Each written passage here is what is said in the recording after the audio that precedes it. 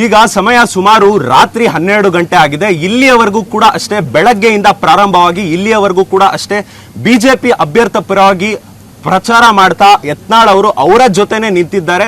ಈಗ ಅವರೇ ನಮ್ಮೊಟ್ಟಿಗಿದ್ದಾರೆ, ಮಾತನಾಡಿಸ್ತಾ ಹೋಗೋಣ. ಬೆಳಗ್ಗೆ 12 ಗಂಟೆಯಿಂದ ಸ್ಟಾರ್ಟ್ ಮಾಡಿದಂಥವ್ರು ರಾತ್ರಿ 12 ಗಂಟೆ ಆದ್ರೂ ಕೂಡ ಪ್ರಚಾರ ಮಾಡಿ ಈಗ ಊಟನ ಮುಗಿಸಿದ್ದಾರೆ.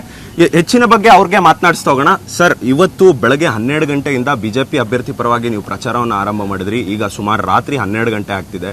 ಜೊತೆಗೆ ಮಧ್ಯಾಹ್ನನೂ ಊಟ ಮಾಡಲಿಲ್ಲ. ಯಾವ ರೀತಿಯಾಗಿ ಅನ್ನಿಸ್ತಿದೆ ಸರ್ ನಿಮ್ಮ ಅಭ್ಯರ್ಥಿ ಪರವಾಗಿ ಇಷ್ಟೊತ್ತು ಮಾಡಿದ್ದು? ಒಂದಿಷ್ಟು ಕಾನ್ಸ್ಟಿಟ್ಯೂನ್ಸಿಗಳಿಗೂ ಕೂಡ ಕಾನ್ಸ್ಟಿಟ್ಯೂನ್ಸಿಯಲ್ಲಿ ಇರ್ತಕ್ಕಂಥ ಒಂದಿಷ್ಟು ಭಾಗಗಳಲ್ಲಿ ಹೋಗಿದ್ರಿ, ನೀವು ಭೇಟಿ ನೀಡಿದ್ರಿ, ಅಲ್ಲಿರ್ತಕ್ಕಂಥ ರೆಸ್ಪಾನ್ಸ್ ಏನು ಅನಿಸುತ್ತೆ ನಿಮಗೆ? ನೋಡಿ, ಯಾವಾಗಲೂ ಜನರ ಕಾರ್ಯಕರ್ತರ ಭಾಳ ಒಳ್ಳೆಯ ರೆಸ್ಪಾನ್ಸ್ ಇದ್ದಾಗ ಅವಾಗ ಹಸಿವು ಆಗೋದಿಲ್ಲ. ಯಾವುದೇ ರೀತಿ ಮನುಷ್ಯನಿಗೆ ಏನು ಒಂದು ರೀತಿ ಉತ್ಸಾಹ ಇರ್ತದೆ. ಆ ಟೈಮ್ನಲ್ಲಿ ಈಗ ಜನ ಬಾಗಲಕೋಟೆ ವಿಧಾನಸಭೆಯಲ್ಲಿ ಜನರ ಸ್ಪಂದನೆ ನೋಡಿದ್ರೆ ಭಾಳ ಉತ್ಸಾಹದಿಂದ ಕೂಡಿದೆ. ಜನರು ಇವತ್ತು ಮುಖ್ಯಮಂತ್ರಿ ಇಲ್ಲಿದ್ದರೂ ಸಹಿತ ಜನರು ಅವ್ರ ಸಭೆಗೂ ಸಹ ಅಷ್ಟು ಜನ ಸೇರ್ತಾ ಇಲ್ಲ.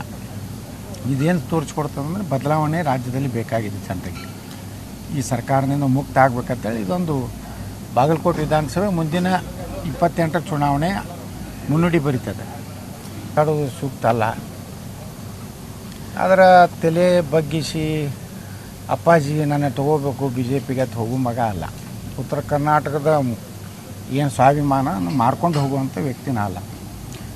ಸರ್, ಜೊತೆಗೆ ಕಾಂಗ್ರೆಸ್ ಅವರು ಕೂಡ ಒಂದಿಷ್ಟು ಆರೋಪಗಳನ್ನ ಮಾಡ್ತಾ ಇದ್ದಾರೆ. ಬಿಜೆಪಿಯಲ್ಲೇ ಒಂದಿಷ್ಟು ಇಂಟರ್ನಲ್ ಪಾಲಿಟಿಕ್ಸ್ ಇದೆ, ಇದೆಲ್ಲವೂ ಕೂಡ ನಮಗೆ ಪ್ಲಸ್ ಆಗುತ್ತೆ ಅಂತ. ಇಲ್ಲಿ ಬಾಗಲಕೋಟೆಯಲ್ಲೂ ಕೂಡ ಆ ಥರದ್ದು ಏನಾದರೂ ಕಂಡು ಬಂತಾ ನಿಮಗೆ? ಇಲ್ಲಿ ಓಡಾಟ ಮಾಡಿದಂಥ ಸಂದರ್ಭದಲ್ಲಿ ಯಾರಾದರೂ ಬಿಜೆಪಿಯಲ್ಲಿ ಇಂಟರ್ನಲ್ ರಾಜಕೀಯ ಮಾಡ್ತಿದ್ದಾರಾ ಕಾಂಗ್ರೆಸ್ ಅಭ್ಯರ್ಥಿ? ಕಾಂಗ್ರೆಸ್ನಲ್ಲಿ ಕಂಡು ಬಂದಿದೆ. ಅವ್ರೇನು ಬಿ ಜೆ ಪಿದು ಹೇಳ್ತಾರಲ್ಲ, ಕಾಂಗ್ರೆಸ್ಸಲ್ಲಿ ಕಂಡು ಬಂದಿದೆ. ಅವರೆಲ್ಲ ನಮಗೆ ಸಪೋರ್ಟ್ ಮಾಡ್ತಾ ಇದ್ದಾರೆ.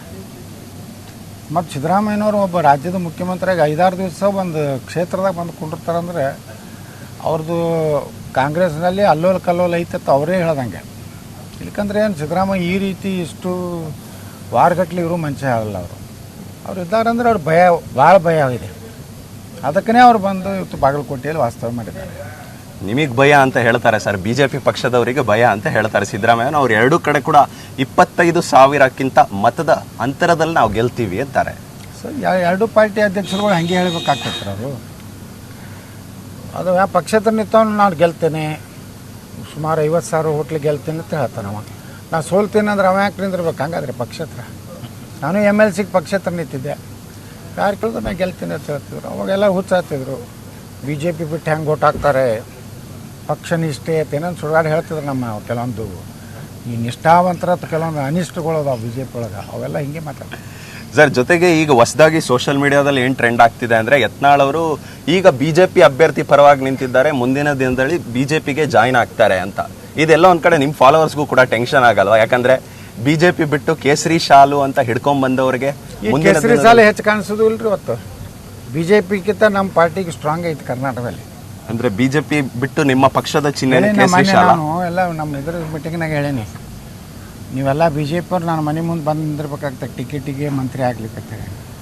ಹೀಗಾಗಿದ್ರೆ ನಿಮ್ಮ ಪಕ್ಷದ ಚಿಹ್ನೆನೇ ಕೇಸರಿ ಶಾಲ? ಹಾಂ, ಕೇಸರಿನೇ ಮೂಲ. ಬಿಜೆಪಿಗೆ ಏನೇ ಅದಾರೆ. ಬಿಜೆಪಿ ಅವ್ರು ಸಾಬ್ರ ಹೋಟ ದಾವಣಗೆರೆ ತೊಗೋತಾರೆ ನೋಡಿ, ಎಷ್ಟು ತೊಗೊಂಡು ಆ ಬೂತ್ಗಳು ಇರ್ತಾವೆ, ಮುಸ್ಲಿಂ ಬೂತು. ಅಲ್ಲೇ ಗೊತ್ತಾಗ್ತದೆ ಇನ್ನೂ ಬಿ ಜೆ ಪಿ ಅವ್ರು ತಲೆಯಾಗೈತಿ ನಮ್ಮ ಮುಸ್ಲಿಮರು ಓಟ್ ಹಾಕ್ತಾರತ್ತೆ. ಆ ಮೂರ್ಖತನದಿಂದ ಅಲ್ಲಿ ಕೆಲಸ ಮಾಡಕತ್ತಾರಟ್ಟೆ. ಸರ್, ಜೊತೆಗೆ ಈಗ ರಾಜ್ಯಾಧ್ಯಕ್ಷರಾಗಿರ್ಬೋದು, ಬಿಜೆಪಿಯ ರಾಜ್ಯಾಧ್ಯಕ್ಷರು ಮತ್ತೆ ಮಾಜಿ ಮುಖ್ಯಮಂತ್ರಿ ಆದಂಥ ಯಡಿಯೂರಪ್ಪನವರಾಗಿರ್ಬೋದು, ಅವರೆಲ್ಲರೂ ಕೂಡ ಇದನ್ನ ಪ್ರತಿಷ್ಠೆಯಾಗಿ ತೆಗೆದುಕೊಂಡಿದ್ದಾರೆ. ಇಲ್ಲಿ ಕೂಡ ಅಷ್ಟೇ ಯಡಿಯೂರಪ್ಪನವರು ಕೂಡ ವಾಸ್ತವ್ಯ ಹೂಡಿ ಬಾಗಲಕೋಟೆ ಅಭ್ಯರ್ಥಿನ ಗೆಲ್ಸೋದಕ್ಕೆ ಅವರು ಕೂಡ ನಿಂತಿದ್ದಾರೆ. ನೀವು ಒಂದು ಕಡೆ ಸಪೋರ್ಟ್ ಮಾಡ್ತಿದ್ದೀರಾ. ಈ ಮೆಸೇಜ್ ಯಾವ ರೀತಿಯಾಗಿ ತೆಗೆದುಕೊಳ್ಬೇಕು ಜನ, ರಾಜ್ಯದ ಜನ? ಅವರ ಮಗನ ಭವಿಷ್ಯ ಅಡಗೈತಿದ್ರೊಳಗ. ಅವರೇನು ಪಕ್ಷದ ಸಲುವಾಗಿ ಏನು ಮಾಡ್ಲಕ್ಕತ್ತಿಲ್ಲ. ತಮ್ಮ ಮಗನ ಎಲ್ಲ ಅಧ್ಯಕ್ಷ ತೆಗಿತಾರೆ, ಭಯದಿಂದ ಪಾಪ ಓಡಾಡ್ತಾ ಇರ್ತಾರೆ ಇಂಥ ಅತ್ಯಂತ ಇಳಿ ವಯಸ್ಸಿನಲ್ಲಿ. ಸರ್, ಹಂಗಿದ್ರೆ ಎಲ್ಲ ಒಂದು ಕಡೆ ಇದೇನಾದರೂ ಎರಡು ಉಪಚುನಾವಣೆ ನಡೀತಿದೆ 2 ಕ್ಷೇತ್ರಗಳಲ್ಲಿ. ಇದರಲ್ಲಿ ಏನಾದರೂ ಹಿನ್ನಡೆ ಆದರೆ ವಿಜೇಂದ್ರನಿಗೂ ಹಿನ್ನಡೆ ಆಗುತ್ತೆ ಅನ್ನೋದು ನಿಮ್ಮ ಮಾತುಗಳ? ಈಗ ಹಿನ್ನಡೆ ಆಗುವ ಪ್ರಶ್ನೆ ಇಲ್ಲ. ಇವತ್ತಿನ ವಾತಾವರಣ ನೋಡಿದ್ರೆ ಅಲ್ಲ, ಬೈ ಚಾನ್ಸ್ ಆದ್ರೆ ವಿಜೇಂದ್ರ ಅವರಿಗೆ ಹಿನ್ನಡೆ ಆಗುತ್ತೆ ಅನ್ನೋದು ನಿಮ್ಮ ಮಾತು? 9 ನಂತರ ಹೇಳ್ತೇನೆ. ಅದನ್ನು ವಿಜೇಂದ್ರ ಅವ್ರಿಗೆ ಹಿನ್ನಡೆ ಆಗುತ್ತಾ ಇಲ್ವಾ? ಆದರೆ ನಾನೇನು ಗೊತ್ತಿಲ್ಲ. ಬಿ ಜೆ ಪಿ ಗೆಲ್ತದೆ ಅಷ್ಟೇ. ಅದು ವಿಜೇಂದ್ರನಿಂದ ಗೆಲ್ಲೋದಿಲ್ಲ, ಬಿ ಜೆ ಪಿ ಗೆಲ್ತದೆ. ಯತ್ನಾಳ್ ಅವರಿಂದ ಗೆಲ್ಲುತ್ತೆ ಅಂತ. ಇಲ್ಲ ನರೇಂದ್ರ ಮೋದಿ ಅವರಿಂದ. Sir yes sir, okay sir, ತುಂಬಾ ಧನ್ಯವಾದಗಳು. ನಮಗೆ ಸಾಕಷ್ಟು ಬೆಳಗ್ಗೆಯಿಂದ ಸಮಯನ ಕೊಟ್ಟಿದ್ರಿ, ಇಲ್ಲಿಯವರೆಗೂ ಕೂಡ ಜೊತೆಗಿದ್ರಿ. ನಮಗೂ ಕೂಡ ಬಹಳ ಖುಷಿ ಆಯ್ತು. ರಾತ್ರಿ 12 ಗಂಟೆಯಲ್ಲೂ ಕೂಡ ಒಂದು ಮಾಧ್ಯಮ ಸ್ನೇಹಿಯಾಗಿ ನೀವು ಒಂದು ಬೈಟನ್ನ ಕೊಡೋದಕ್ಕೆ ಒಪ್ಕೊಂಡು ನಮಗೆ ಕೊಟ್ರಿ. ತುಂಬಾ ಧನ್ಯವಾದಗಳು ಸರ್ ನಮ್ಮ ಕಾರ್ಯಕ್ರಮದ ಬಗ್ಗೆ. ಊಟದ ಮಾಡ್ರಿ. ಫಾಲೋ ದ ಲೀಡರ್ ಕಾರ್ಯಕ್ರಮ ನಾವು ಬೆಳಗ್ಗೆಯಿಂದ ಪ್ರಾರಂಭ ಮಾಡಿದ್ವಿ. ರಾತ್ರಿ 12 ಕಾಲ ಆಯ್ತು, ಈಗ ಮುಗಿತಾ ಬಂದಿದೆ. ಯತ್ನಾಳ್ ಅವರಿಗೂ ಕೂಡ ಅಷ್ಟೇ ನಾವು ಈಗ ಕೊನೆಯದಾಗಿ ಮತ್ತೊಮ್ಮೆ ಮಾತನಾಡಿಸಿದ್ವಿ. ಬಹಳ ಅದ್ಭುತವಾಗಿ ಅವರು ಕೂಡ ಮಾತನಾಡೋದು, ಬೆಳಗ್ಗೆಯಿಂದ ನಮಗೆ ಕೂಡ ಸಹಕಾರ ಮಾಡಿದ್ರು. ಈಗ ಅವರು ಕೂಡ ಊಟ ಮಾಡಿ 12 ಗಂಟೆ ಸಮಯದಲ್ಲಿ ಅವರು ಕೂಡ ಊಟ ಮಾಡಿ ಈಗ ವಿಶ್ರಾಂತಿ ಮಾಡೋದಕ್ಕೆ ತೆರಳುತ್ತಾ ಇದ್ದಾರೆ. ಇದು ಒಂದು ರೀತಿಯಾದ ವಿಶೇಷವಾದ ಕಾರ್ಯಕ್ರಮ ಅಶ್ವವೇಗ ನ್ಯೂಸ್ ಇಂದ ಮಾಡಿದ್ವಿ. ಇದೇ ರೀತಿಯಾದ ಕಾರ್ಯಕ್ರಮಗಳು ಅಶ್ವವೇಗದಲ್ಲಿ ಬರ್ತಾ ಇರುತ್ತೆ. ನೋಡ್ತಾ ಇರಿ ಅಶ್ವವೇಗ ನ್ಯೂಸ್, ಇದು ಸತ್ಯಾನ್ವೇಷಣೆಯ ಓಟದಲ್ಲಿ.